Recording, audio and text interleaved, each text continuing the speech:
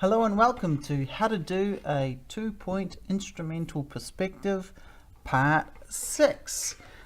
We are in for some fun today. It's one of the great exercises. Of course, we need our set squares, our pen and pencil and rubber.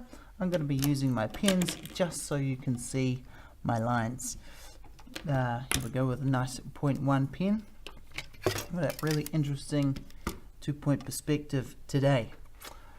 So here you can see we have our plan. We've got our plan view, it's ticked, and that stands in relation to our picture plane. There we go, nice focus there. And we also have our elevation, which stands in relation to our ground line. But what we don't have is our station point. So we've got to find where our observer is going to stand. Now he's going to be somewhere here, looking at directly at the picture plane. He could be slightly to the left, slightly to the right, and he could be further closer, or he could be further away. Now there is a way to there is a more ideal place for our observer to stand. Our explorer Donald, if he was standing over here, would be looking, his vision would be up here, so he wouldn't be able to see what's going on over here. In fact, what's going on over here would be in his peripheral vision, so it would be very distorted. And the same again, if he was standing extra close, we would have an extra large perspective, and this front corner would be, especially at the bottom, at the top, would be very steep, and it will look kind of distorted. What wouldn't be distorted would be right in front of him if it was at eye level. And again, if it was way far back, our perspective would look smaller, and it would be quite tricky to get some of the details. Now this isn't too detailed, so he could very well stand back here, but there is an ideal spot, and we can find it like this. From edge to edge we have about, looks like 95 millimeters. So from the picture plane we're going to go 2.5 of that 99 millimeters. So there's 95 plus another 95, and then half of 95, which will be, let's see, 45 plus another 2.5. So there's an ideal spot for our observer. And what I'm going to do is I'm going to bring our observer a little bit closer, so and standing not too far to the left, so we get so his cone of vision is basically like 30 degrees coming out there. So we can see it's pretty much in his cone of vision like that, and I think we'll get a good angle if we put our station point right here. Now where you put your station point, you can that'll be up to you. You can put it slightly to the left, slightly to the right, and you might get a slightly different image than me. That's the point of interest. See, these kind of things are going to be up to you. So we've got our elevation and our ground line. We're also missing our horizon line. Now, so it's going to be up to us where we put our horizon line. Now, here is our elevation, and we have our Donald standing out on the ground line, and he'll be looking at our stairs. So if we wanted to get an eye height, well, eye for Donald, here we'd put it right here, and if you see he's looking well, he's that far away from the image, so he'd be looking slightly down onto our stairs. Now we could raise him up on a crane, or maybe a helicopter to get a different view, or we could raise him right down low, and then he'll be seeing the bottom of this. So where we place that, that'll be up to us. I want to place it, I think I'll place it around about here, eye level. But where you put it, I'd encourage you to just put it somewhere slightly different. I'm just going to label this horizon line so I don't forget. So we've got our horizon line. Now our true height line. Remember, our true height line is always where the plan intersects the picture plane. And very conveniently, this plan here is intersecting our picture plane. So I'll bring this down very lightly to our ground line, and that's what I'm going to need. Let's just start to project that one across. I'm going to need that point and that point, and that's going to be that point right there, which is our true height,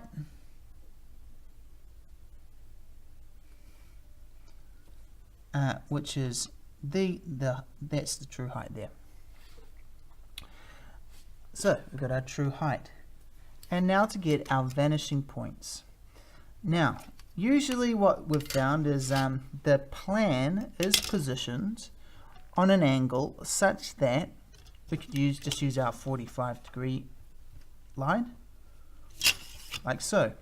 Or sometimes we've had it in the past where the plan is positioned or angled slightly, so we can use our 30-60. This one is neither 30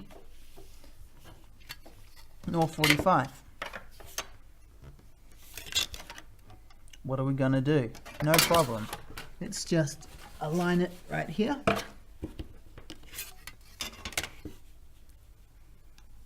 Like so, on that line.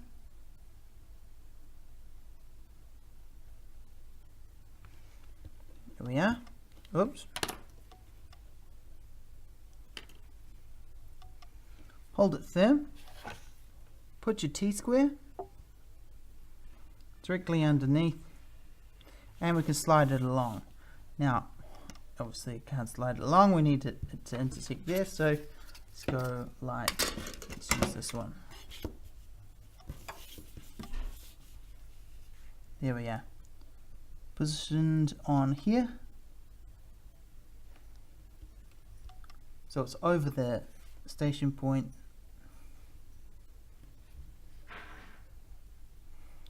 Put the T-square onto the set square this time.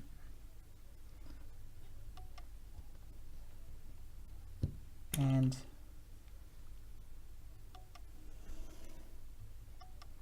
our reference line is going to run all the way up here. And hopefully it doesn't go off the page. Might go slightly off the page, which is slightly unfortunate. It's going to run it off the page. So it's right there, you can see on the desk. So from that point there, I'm going to run it down onto the horizon line. So that right there, off the page, unfortunately off the page, is going to be our vanishing point. Just for later reference, so it's really quick for me, I'm going to put a line here where I say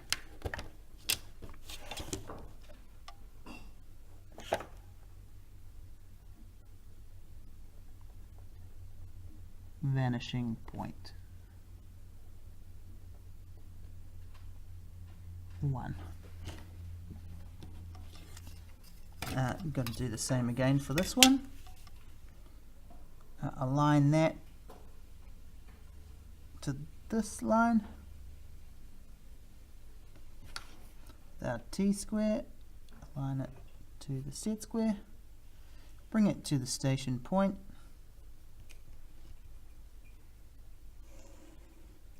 all the way up onto the picture plane. Where it hits the picture plane, we're going straight down onto the horizon line. There we have our vanishing point 2.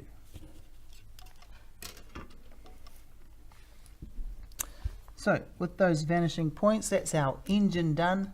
And now we're going to start projecting these lines across, up, down, and from the horizon line to form our perspective drawing. Let's see how it turns out. First off, we're going to start off with our crate, and our object's going to start to come forward just like so. So we'll go from the horizon line, or sorry, the vanishing point on the horizon line to the bottom of our true height line,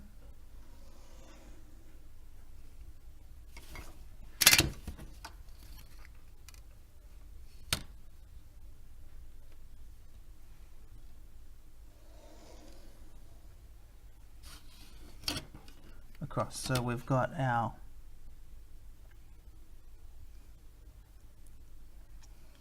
first lines in, and this will be the bottom of our staircase, or that back corner of our staircase and the platform. From our station point, let's go up to the furthest corner on the right,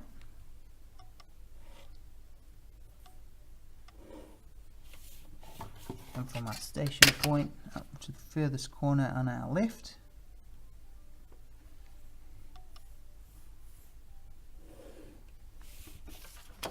Now you can see me, I'm trying not to crowd this area here because it's where our drawing is going to go.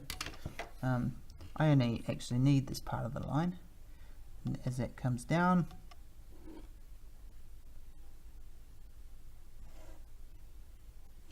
just going to draw all that line. And from our horizon line to this guy as it comes out. So we can see we've got this corner in here. That's the corner on the ground. So it's coming out. Let's go from this corner down.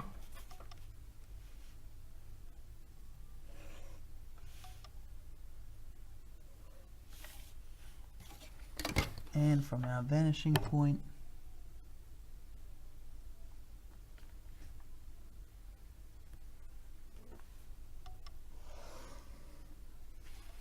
so that is the view of the bottom, of the bottom of our staircase slash platform that is connected to the ground. I'm going to start going up from there. We can check that's our front corner. If we've done everything really right and precisely, we've got our front corner that's on the invisible line, up to our picture plane, and down, and sure enough, it's connecting up.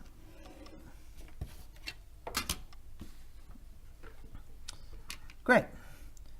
Now we've got from our elevation, we're projecting across onto the true height line, and from where it hits there, we're going from the vanishing point to the height. We've got that point. From our vanishing point 2, this gives us the top part of the crate, of the top of the platform. From there I'm just going around, so from there to there. You've got that bit, because we've already done this point here. So I know that it ends there, and these should be in line with each other. Sure enough, they are. And that is the crate of where our staircase is going to be. Now we can start to fill in this crate with these little details. So let us do that. It's easy to start on all the spaces that touch the outline of the plan. So I'm going to go from here backwards, and then from there backwards.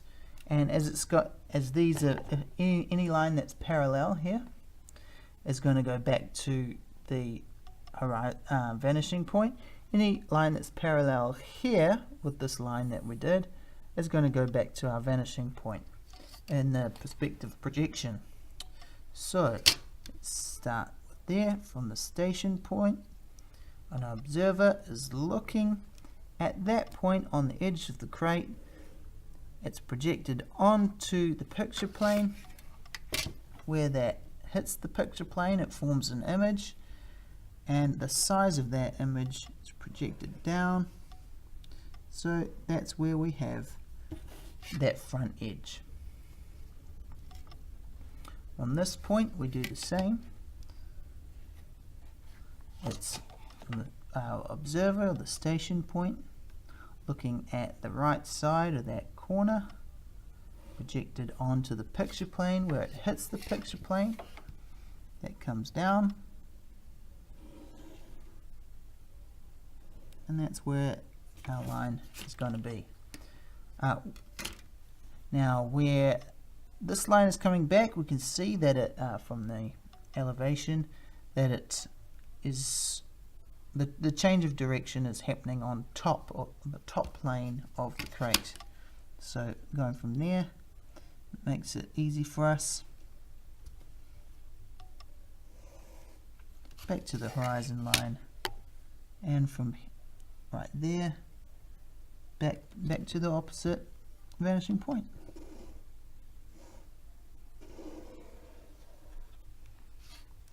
And that is where it's meeting. Now we can actually check, we don't have to do this, but we can check that it's coming there.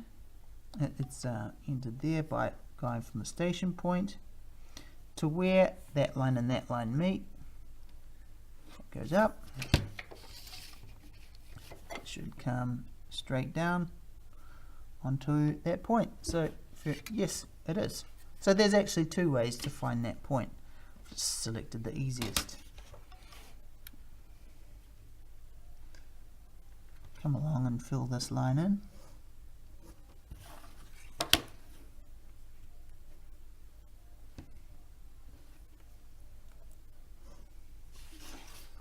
So we've got this sort of L shape, blocky part of the platform, absent the stairs. Slight bit of inaccuracy is coming in here where the lines don't seem to be aiming up. Maybe I'm just doing this a little bit too fast. Get that line really truly connected.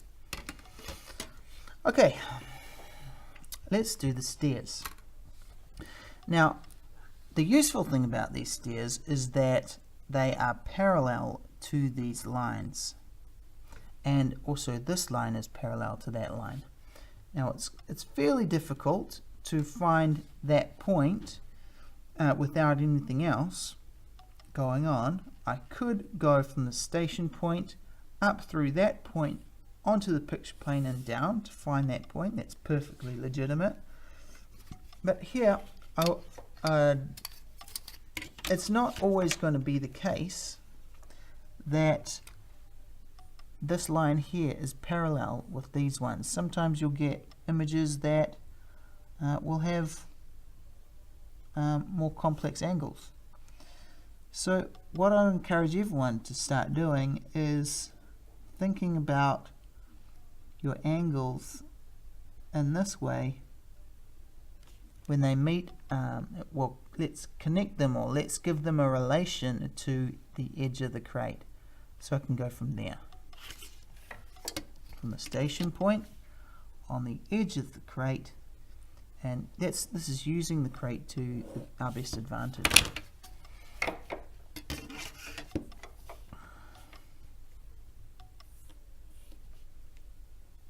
This point to the edge of the crate, and I can draw that this invisible part of the line at the bottom of the crate. Of course, that could be from the top of the crate as well, and going back to the vanishing point and the projection. Okay, so put in this line. It's going straight up. Now, how do we get the height of these stairs? This is the only thing that gives us the height. It looks like it's even, so we could evenly divide it, and that could be a way. We could evenly divide this part of the projection. However, this is the proper way to do it. We'll take the height of the bottom stair and project it onto that true height line. So we've got this point here. Let's do it the same again for this stair as well. So this is our original true height line at the back corner where it's connected to the picture plane, and that's the height of our stairs. And what we're going to do with that height is we're going to project it around onto this plane that we drew back here. If you want a picture, we're going to project it across the back of this object onto this point right here. Now we could project it all the way around and onto this line. That way it'll go all the way around, and back onto there. However, this is going to be a lot simpler for us, and there's less opportunity for letting inaccuracies enter in. So from the vanishing point, we'll go from this height onto, let's make our line that's we're projecting onto. That's that point there.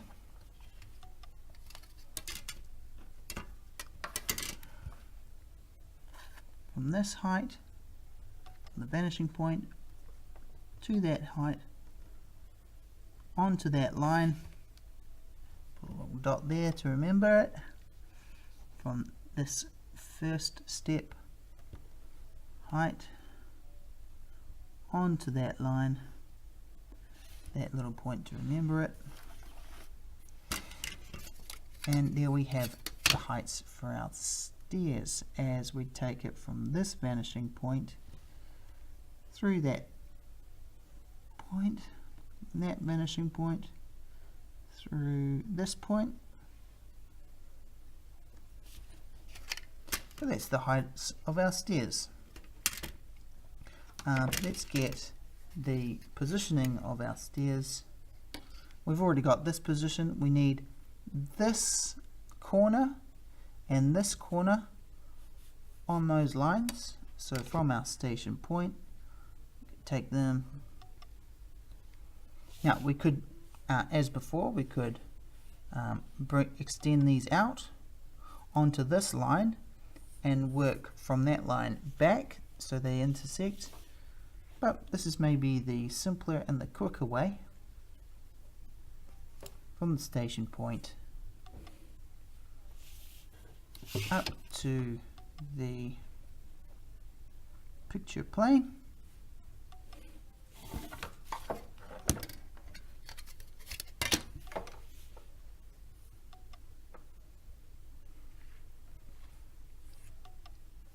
Down to where we meet that corner, and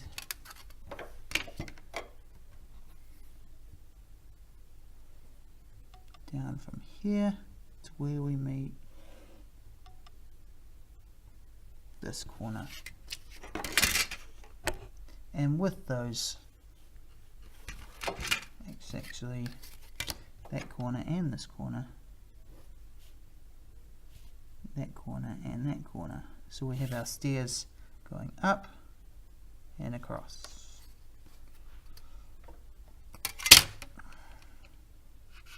So we just got to complete these lines now using our vanishing point.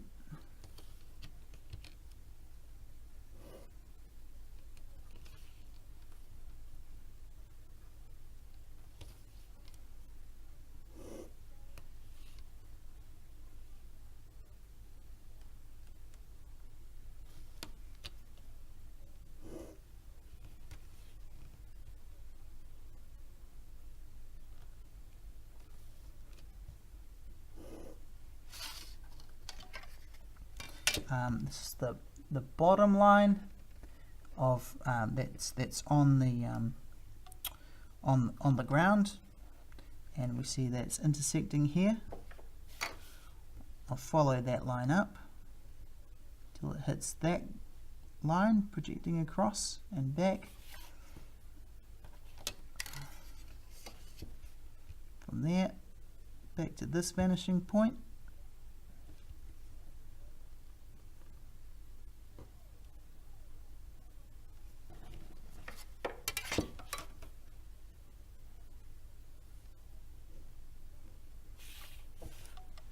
Up.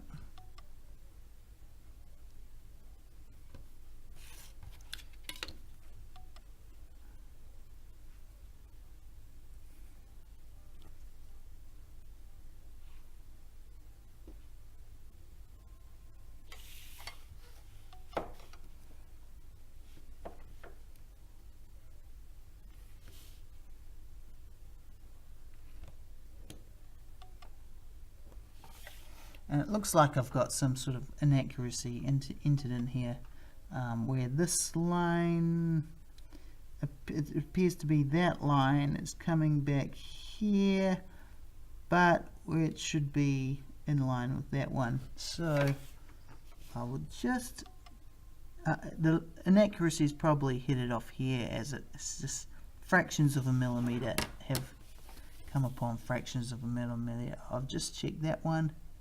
This back corner, the station point to that guy.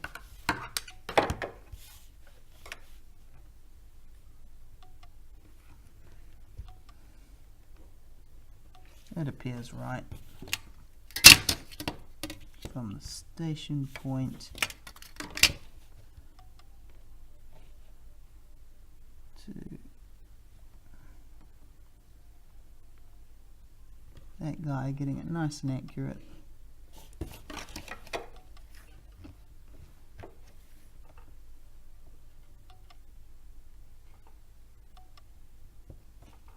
Yeah, so that's my inaccuracy. That line should be just a fraction over, and that's put these out of whack. In that case, I'm just going to go down here like this. Well, that line shouldn't be there, but that creates just a fraction from there, so it's lining up with that.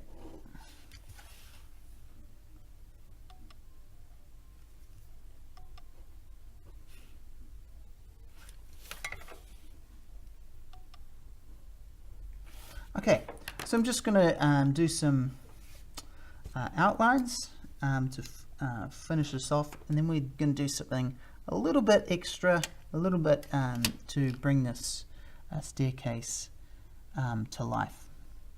So outlines, here we come.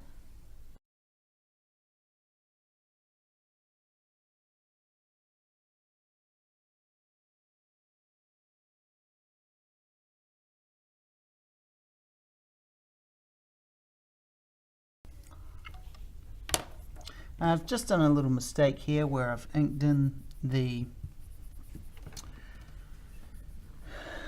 part of the crate where it shouldn't be. It's going to be glued on. Now, to get that little something extra, to give this a little bit more kapow, let's think about adding a shadow. Now shadows really is going to make the drawing come alive, and it's going to sit this drawing so it's not just hovering in midair, but it's like it'll be like it's sitting on the ground. So the first thing that we want to do when we think about the shadows is to go from where our object hits the ground out, parallel to the picture plane, or just using the T-square if you want to put it that way. And we're going to think about the sun, which is miles and miles and miles and miles away, but it's basically like a big lamp, but because it's so far away, the rays that it's going to project down are going to be parallel to each other.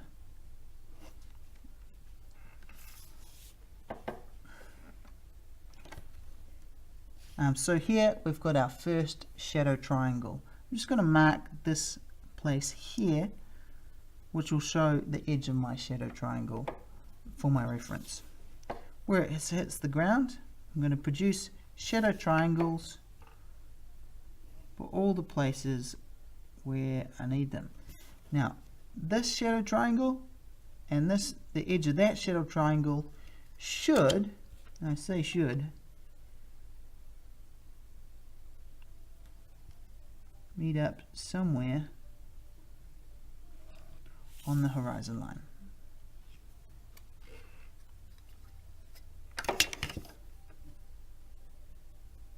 The shadow triangle comes down, meets there.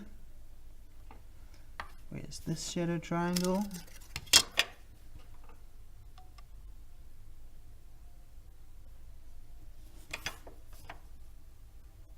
Comes down, meets there. This line here actually has two shadow triangles, so we just follow that up.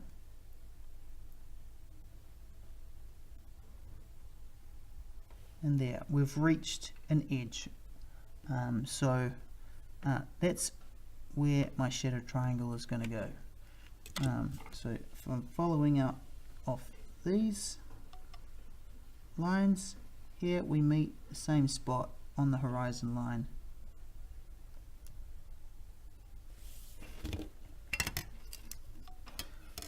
To this shadow triangle. Now it stops.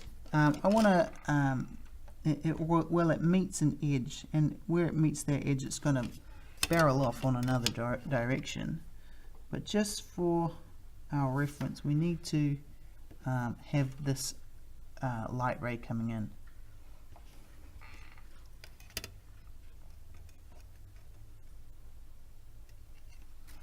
Let's do this.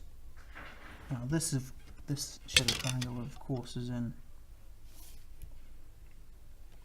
shadow already.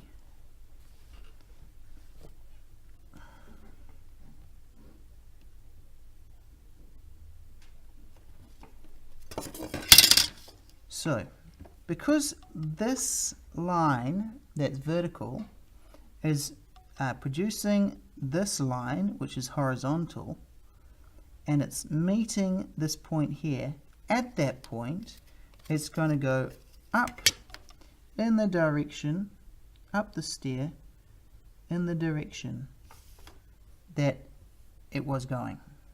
See, that plane there is the same direction as this plane here, therefore the shadow that's falling on it is going to be the same direction. And again, when it reaches this edge, it's going to go back towards that horizon line where the shadows are vanishing. But here's where it stops.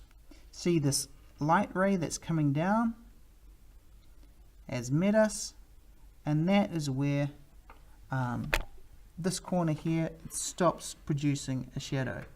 But we've still got this line that's going to be producing our shadows. So where that stops there, we get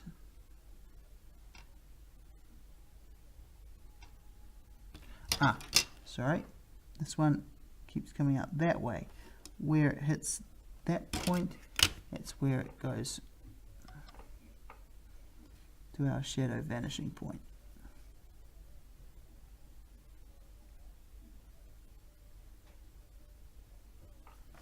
Hits the stair.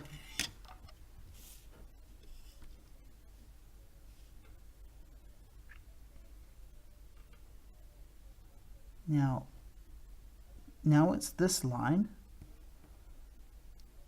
that's producing this line. That's going back to the vanishing point. This is going back to our shadow vanishing point. So it's going to come towards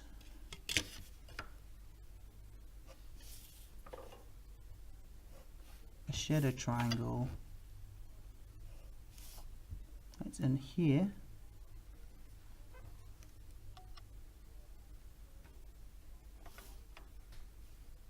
It's going to come towards that point there. So this stair is on that plane.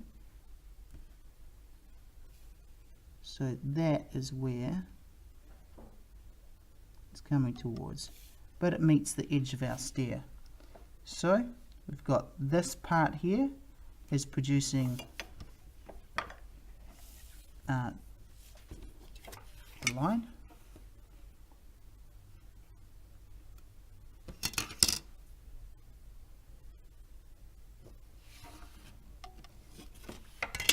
And this one, this part here is on that plane, and that's where the line, the shadow has stopped producing its effect.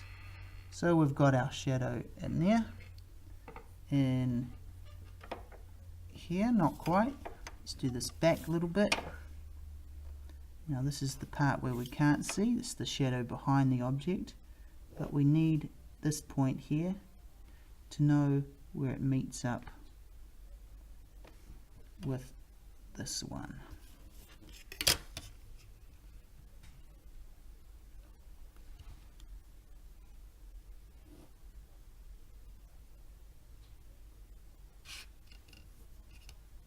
This one.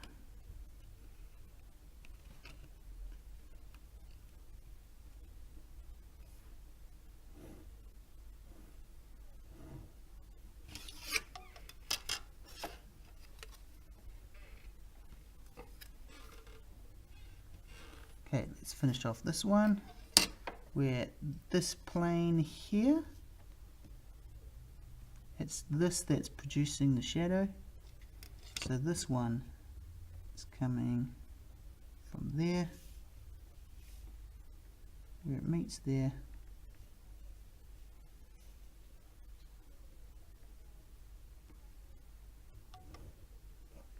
up there.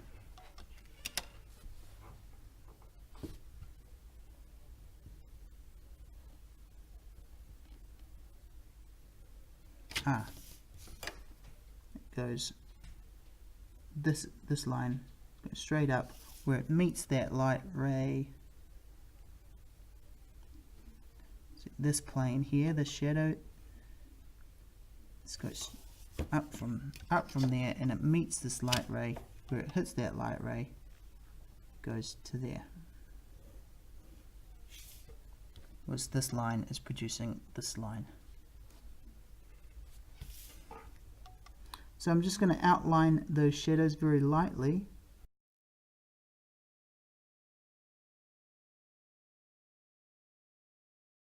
Now I think that it can be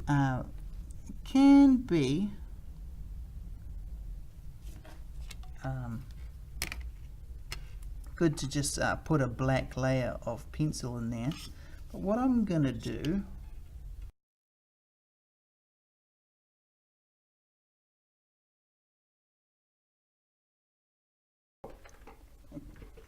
so there we go, that's a nice dynamic shadow on there, just using parallel lines to show the effect, and it seems to be quite effective technique, especially if they're really nice and evenly spread around using your set squares. So there you go, that is how to do a 2-point instrumental projection, and join us next time for part 7.